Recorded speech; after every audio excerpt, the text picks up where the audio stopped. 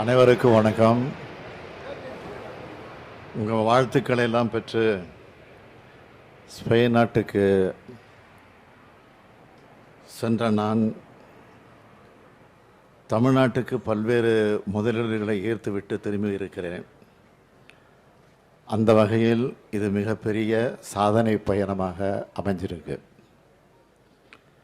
தமிழ்நாட்டில் தொழில் முதலீடுகளை ஈர்ப்பதற்காக அரசு முறை பயணமாக ஸ்பெயின் நாட்டுக்கு கடந்த ஜனவரி 29 போனேன்.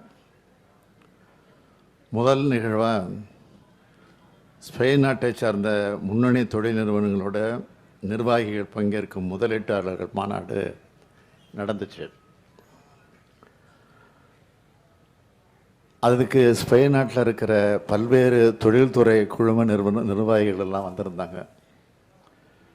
ஸ்பெயின் நாட்டின் பொருளாதாரம் மற்றும் வர்த்தகத்துறை அமைச்சக அதிகாரிகள், ஸ்பெயின் தொழில் கூட்டமைப்பு பொறுப்பாளர்கள், இன்வெஸ்ட் ஸ்பெயின் என்ற அமைப்பை சார்ந்தவங்களை சந்தித்தேன். தமிழ்நாட்டில் தொழில் தொடங்கிறதுக்கு இருக்கக்கூடிய உகந்த சூழல் பற்றி அங்கே எடுத்து சொல்லி நம்ம மாநிலத்தில் முதலீடுகளை மேற்கொள்ளணும்னு நான் வலியுறுத்தினேன்.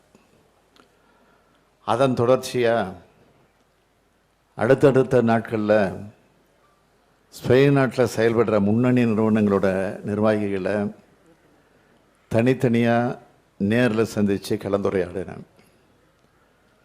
தமிழ்நாட்டில் முதலீடு செய்யணும்னு அவங்கள கேட்டுக்கிட்டேன். சில முக்கிய நிறுவனங்களோட பெயர்களை இங்கே பதிவு செய்ய விரும்புகிறேன்.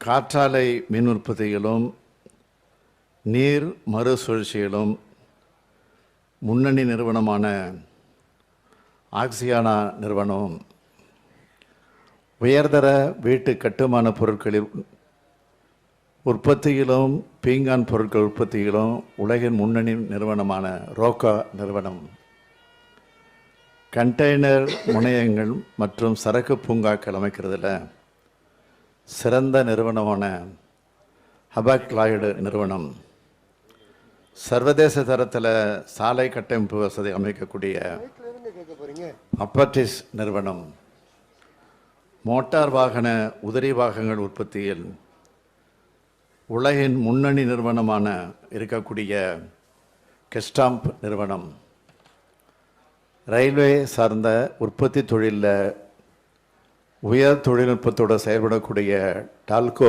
நிறுவனம், பொறியியல் வடிவமைப்பு மற்றும் பொறியியல் கல்வித்திறன் பயிற்சிக்கான நவீன கருவிகளை உற்பத்தி செய்கிற எடிவான் நிறுவனம், உயரியல் ஆராய்ச்சி மற்றும் மருந்து உற்பத்தி நிறுவனமான மேப்ட்ரி நிறுவனம் ஆகிய நிறுவனங்களோடு நிர்வாகிகளை எல்லாம் நான் சந்தித்தேன். இந்த நிறுவனங்களோட நிர்வாகிகள் எல்லோரும் தங்களோட தொழில் திட்டங்களை விளக்கியும் தமிழ்நாட்டில் தொழில் முதலீடுகளை மேற்கொள்வதற்கு தங்களோட ஆர்வத்தையும் தெரிவிச்சிருக்கிறாங்க. இந்த முயற்சிகளோட பயணம் 3440 கோடி ரூபாய் அளவுக்கு முதலீடுகள் செய்வதற்கான புரிந்துணர்வு ஒப்பந்தங்கள் மேற்கொள்ளப்பட்டன என்பதை மகிழ்ச்சியோடு தெரிவிச்சுக்கிறேன். ஹபாக்லாய்டு நிறுவனம் 2500 கோடி ரூபாய் முதலீடு, எடிவான் நிறுவனம் 540 கோடி ரூபாய் முதலீடு, ரோக்கா நிறுவனம் 400 கோடி ரூபாய் முதலீடு செய்வதற்காக உறுதியளிச்சிருக்கு. இந்த நிறுவனங்கள் மட்டும் இல்லாமல் மற்ற நிறுவனங்களும் அடுத்தடுத்து எதிர்காலத்தில் தங்களோட முதலீடுகளை மேற்கொள்வாங்கங்கிறத நம்பிக்கை எனக்கு இருக்குது. தமிழ்நாடு குறித்தும் கழக அரசு குறித்தும் உலகளாவிய தொழில் நிறுவனங்களுக்கு உள்ள நம்பிக்கையை இது காட்டுது.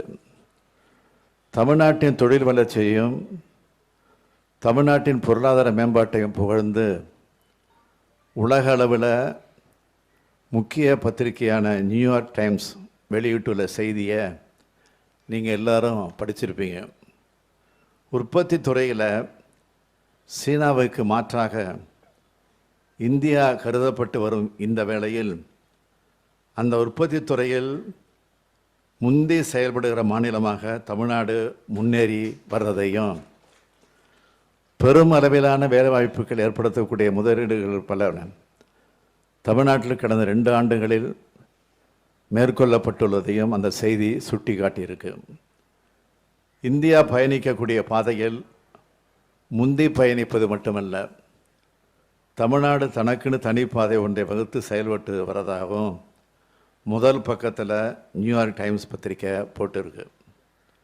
அதை பாராட்டியும் இருக்கு. இது போன்ற பாராட்டுகள் தான் எங்களை மேலும் உற்சாகப்படுத்தி செயல்பட வைக்குது. தமிழ்நாட்டை தொழில்துறையில் தலைசிறந்த மாநிலமாக உயர்த்தும் எங்கள் பயணத்துக்கு ஸ்பெயின் பயணம் மிக மிக பயனுள்ளதாக அமைஞ்சிருக்கு. இது போன்ற அடுத்த பயணங்கள் திட்டமிடப்படும் என்பதையும் தெரிவிச்சுக்கிறேன். சார், இப்போ வெளிநாட்டுகளுக்கு நீங்கள் பயணம் மேற்கொண்டு வரும் பொழுது முதலீடுகள் அதிக அளவில் ஈர்க்கப்படுது. இதற்கு அடுத்த கட்டமாக வேறு எதுவும் நாடுகளுக்கு செல்ல வாய்ப்பு இருக்குங்களா முதலீடுகள் இருப்பதற்காக? திட்டமிடும் போது உங்கள்கிட்ட சொல்லிட்டு செய்கிறேன். நாடாளுமன்ற தேர்தல் இப்போ நெருங்கி வர்றதுனால அதற்கு பிறகு தான் என்னுடைய பயணங்கள் இருக்கும். சார், நாடாளுமன்றத்தில் பிரதமர் உரை நிகழ்த்தியிருக்கிறாரு, பல்வேறு கருத்துக்களை தெரிவிச்சிருக்கிறாரு. அது தொடர்பாக அந்த நிகழ்வெல்லாம் நீங்கள் பார்த்தீங்களா? பார்த்தேன், படித்தேன், ரசித்தேன், சிரித்தேன். ஏன்னா பிஜேபி தான் எதிர்கட்சி மாதிரியும் காங்கிரஸ் தான் ஆளுங்கட்சி மாதிரியும் அவர் தொடர்ந்து ஆட்சிக்கு வந்ததுலேருந்து அவர் எதிர்கட்சியாக அவர் செயல்பட்டுக்கிட்டு ஆளுங்கட்சியாக இருக்கக்கூடிய காங்கிரஸ் அட்டாக் பண்ணுற மாதிரி பேசிக்கிட்டு இருக்காரு. இதுதான் புரியாத புதிராக இருக்கு. சார், பிரைம் மினிஸ்டர் பேசும்போது 400 இடங்கள்ல கைப்பற்றுவோம் அப்படின்னு சொல்லி எம்பி எலெக்ஷன்ல சொல்லியிருக்காரு. அதை பத்தி உங்க கருத்து சார்? மொத்தம் 400 தானா? 543 இடம் இருக்கு. அதையும் கைப்பற்றுவேன்னு சொன்னாலும் ஆச்சரியம் இல்லை. சார், நடிகர் விஜய் கட்சி ஆரம்பிச்சிருக்காரு, எப்படி பாக்குறீங்க சார்? புது அரசியலுக்கு வந்திருக்காரு. மக்களுக்கு தொண்டாற்ற யார் வந்தாலும் நான் மகிழ்ச்சி அடைவேன். நன்றி, வணக்கம்.